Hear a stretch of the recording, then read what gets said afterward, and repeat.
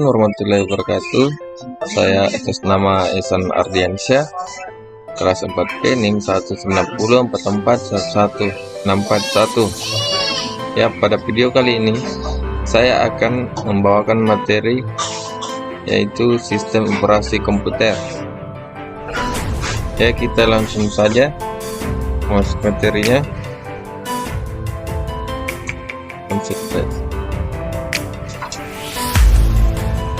Konsep dasar sistem operasi. Konsep dasar sistem operasi itu ada terbagi menjadi 8 bagian. Ada komponen sistem operasi, layanan sistem operasi, sistem keras, pemrograman sistem, struktur sistem, mesin virtual sistem, rancangan sistem.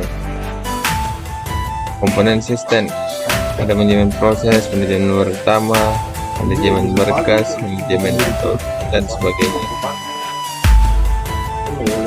Manajemen sistem atau O. Sistem O terdiri dari sistem buffer, menampung sementara data dari properti atau spoiling, melakukan penjadwalan pemakaian I atau O sistem supaya lebih efisien. Antrian disebut antar device driver yang umum menjadikan device driver yang umum sehingga sistem operasi dapat seragam.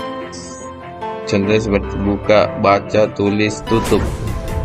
Drive untuk spesifik perangkat keras menyediakan perintah atau melakukan operasi rinci untuk perangkat keras tertentu. Manajemen penyimpanan sekunder. Ya, manajemen penyimpanan sekunder ini penyimpanan permanen karena memori utama bersifat sementara dan kapasitasnya terlalu kecil. Maka untuk menyimpan semua data dan program secara permanen, sistem komputer ini harus menyediakan terlebih dahulu penyimpanan sekunder untuk dijadikan backup memori utama. Adapun sistem operasi bertanggung jawab dengan aktivitas yang berhubungan dengan manajemen penyimpanan sekunder ini, seperti manajemen ruang kosong,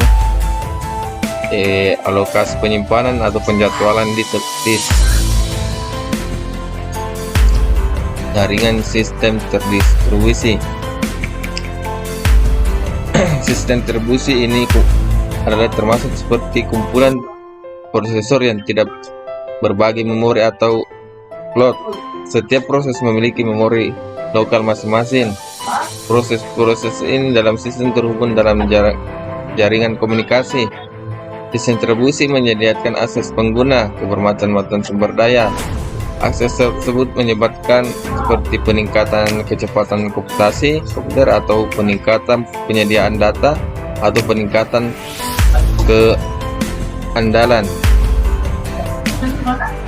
Problem proteksi digunakan dengan maksimal untuk mengontrol akses yang dilakukan program, prosesor, pengguna sistem maupun pengguna sumber daya. Mekanisme proteksi seperti membedakan antar penggunaan yang tidak sah, seperti lokasi kontrol diterima, atau bisa juga menyediakan alat untuk berkelakuan sistem.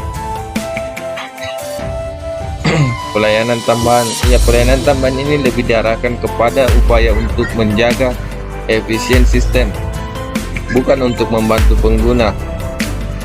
Alokasi sumber daya ini melokasikan sumber daya kepada beberapa pengguna atau tugas yang dijalankan pada saat bersamaan.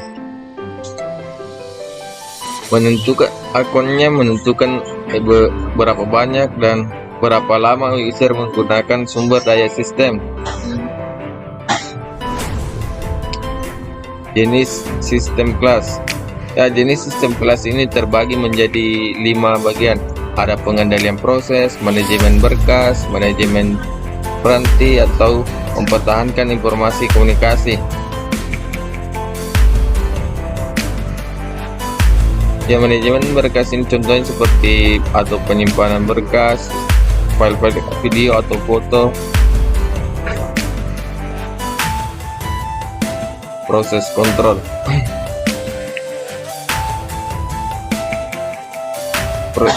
Berikut ini cara-cara proses kontrol itu. Yang pertama, kita harus selesai abort atau load eksekusi, membuat dan mengakhiri proses, atau bisa juga mengambil dan mengeset atribut proses, menunggu waktu, tunggu event, signal event, lokasi, dan pengosongan memori. Itu adalah termasuk proses kontrolnya.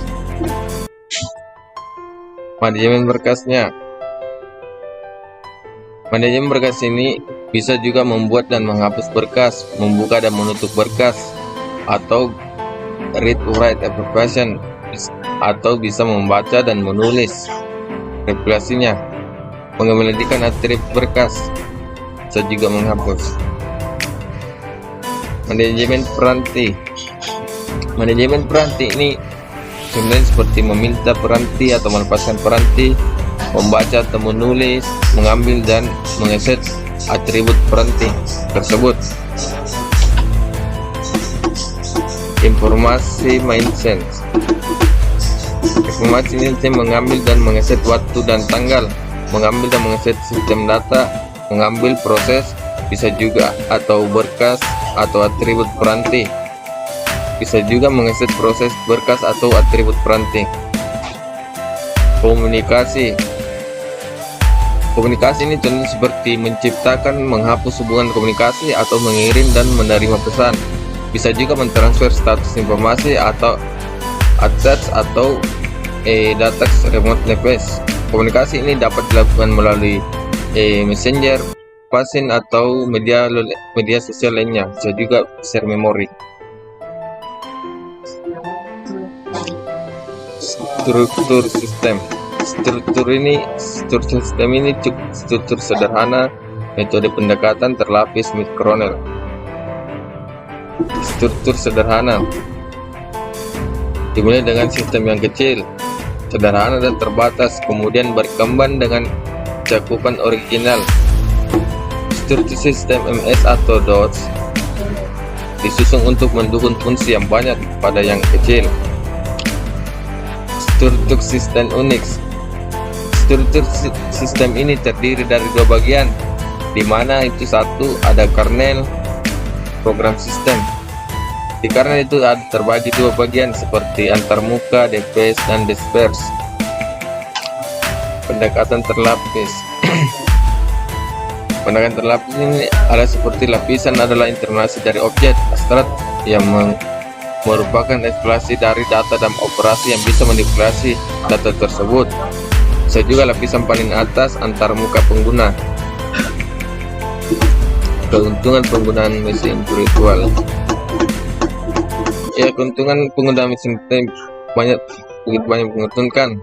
Sistem ini kendaraan yang sempurna untuk penelitian dan pengembangan sistem operasi. VPN mempunyai perlindungan lengkap pada berbagai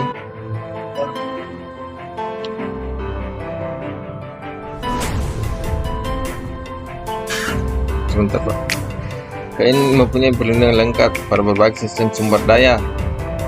Tidak ada pembagian sumber daya secara langsung. Pembagian disk mini dan jaringan ini pada perangkat lunak. Kerugian pengguna VPN. Ya, dibalik keuntungan VPN pasti ada juga kerugiannya, seperti sulit diimplementasikan karena banyak syarat yang dibutuhkan untuk menyediakan duplikat yang dapat dari underlying machine. Waktu yang dibutuhkan I atau O bisa lebih cepat karena ada soft link, tapi bisa lebih lambat jika diterpentet. Perancangan sistem. Berikut ini perancangan sistem. Cara-cara kalau perancangan sistem itu bisa seperti masalah, menentukan tujuan dan explanation. Perancangan sistem dipenuhi oleh perangkat keras dan jenis sistem sehingga kebutuhannya akan lebih sulit untuk didefinisikan. Pengguna ingin sistem yang enak digunakan, mudah